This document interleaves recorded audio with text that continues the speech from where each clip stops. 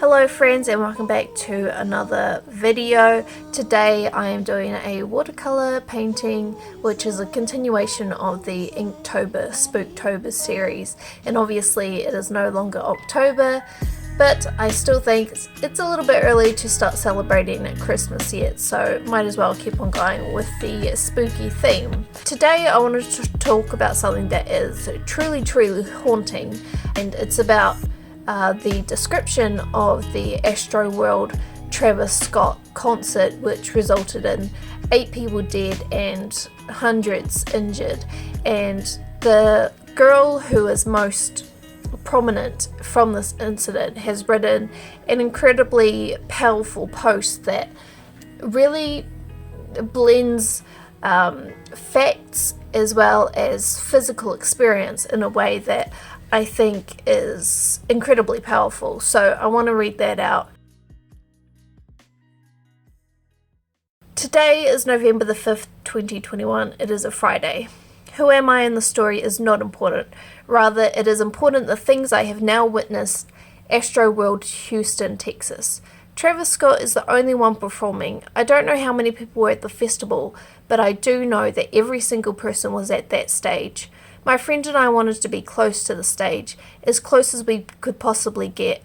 We were not able to get very close, but we did end up on the side near the walkway in the middle. Surrounding us were chest-high metal gates, barriers. We stood there for 2 hours, as did every other person. Every gap was filled. Where your feet were placed was where they stayed. Energy rose as the time neared, beginning the show. Within the first 30 seconds of the first song, people began to drown in other people. There were so many people. Tall men, women and men, where the only thing they could see was the back of the person in front of them. The rush of people became tighter and tighter. Breathing became something only a few were capable of. The rest were crushed or unable to breathe in the thick, hot air. My friend began to grasp for breath, and she told me we needed to get out. We tried. There was nowhere to go. The shoving got harder and harder. If someone's arms had been up, it was no longer possible to put it down. So people began to choke one another as the mass swayed. It became more and more violent. We began to scream for help. We could see security, just a few people over, in the walkway in the middle. It got tighter, almost impossible to breathe, as our lungs were compressed between the bodies of those surrounding us. More people began to scream for help. The music continued. Hundreds of people ripped their vocal cords apart, screaming for help, but we were not heard. There was nowhere to go. My friend was trapped between people on every side of her, and she desperately tried to move towards the rail. It was no use. The screaming intensified as more people realized they could not breathe. We begged security to help us, for the performer to see us and know something was wrong. None of that came. We continued to drown. More and more. One person fell or collapsed.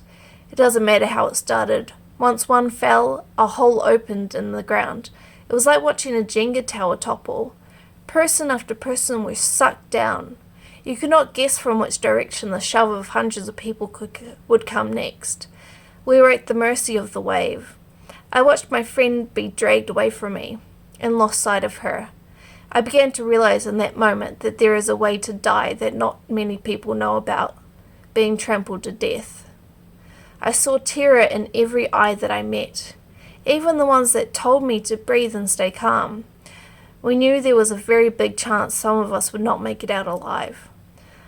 I was pushed away from the rail into the crowd of people. There I could hear from another direction the shrieks of animals. It was happening all around me. These sinkholes of people. I was moved back towards the sinkhole I started at and was pushed to the edge of it. I sunk my feet into the ground, put my arms out, and tried to stop anyone from entering the circle or pushing those already in it. I was shoved forward to the ground, my face down at the cold, hard plastic below us, and saw the body of a man, his face below mine. I lost it. There were people below the ones I could see from above. There was a floor of bodies, of men and women, below 2 layers of fallen people above them. I began to shriek. I felt a primal tear rip through me, and I'm not sure anyone understood the magnitude of the situation below. I screamed. There were people on the floor. There were people, unconscious, being trampled by every foot that slammed into the ground as each individual tried to keep themselves upright. I saw his face. I became a shield for him. I think he smiled at me. Then I was shoved to the side. I saw more shoes slammed to the ground, exactly in the spot his body lay, face up. I couldn't help him. I couldn't help any of them. I didn't stop screaming the entire time. No one knew there were people below those that they could see. I almost met the same fate. I was losing balance, and I asked a man to grab me. He pulled me up, and I righted myself for just a fraction of a second before I sucked back into the crowd. I couldn't take what I saw. I had to get out. I had to get help. I had to do something, somehow. I went toward the back of the crowd, at a guardrail. A man pulled me over it. There were so many people just standing there, like nothing was happening, like people weren't dead a few feet from them. I saw the cameraman, eyes glued to the stage, elevated on a platform that looked directly into the crowd. I climbed the ladder and pointed to the hole, telling him people were dying. He told me to get off the platform and continued filming. I screamed over and over again.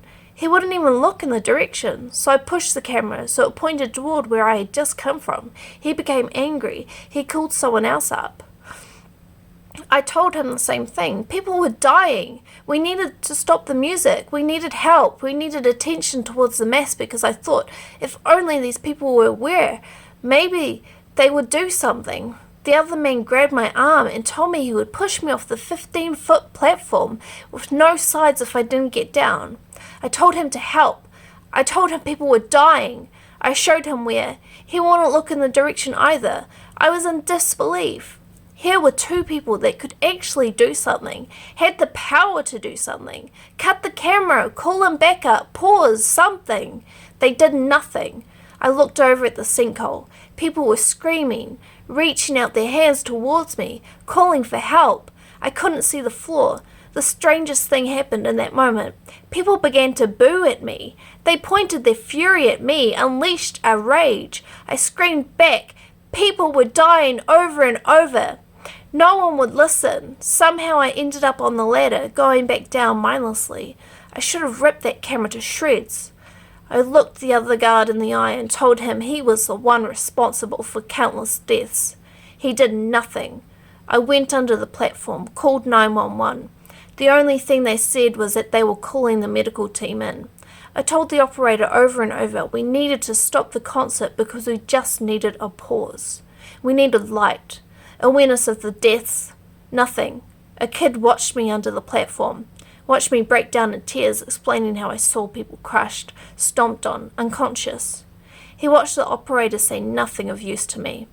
I went out, not sure what to do. Suddenly, two men in red medical shirts, looking confused and lost, bumped into me. I explained everything, and they told me they had gone in and saw nothing. Two girls that were in the pit with me were standing beside me, heard that and helped explain it, where it was. We led them to it. They climbed the metal gates and went through to the people. Those were the only ones working that were brave that night. I had endless respect for those two men. We waited, the two girls and I, and watched people being thrown over the railing, people trying to escape the cage we had been in.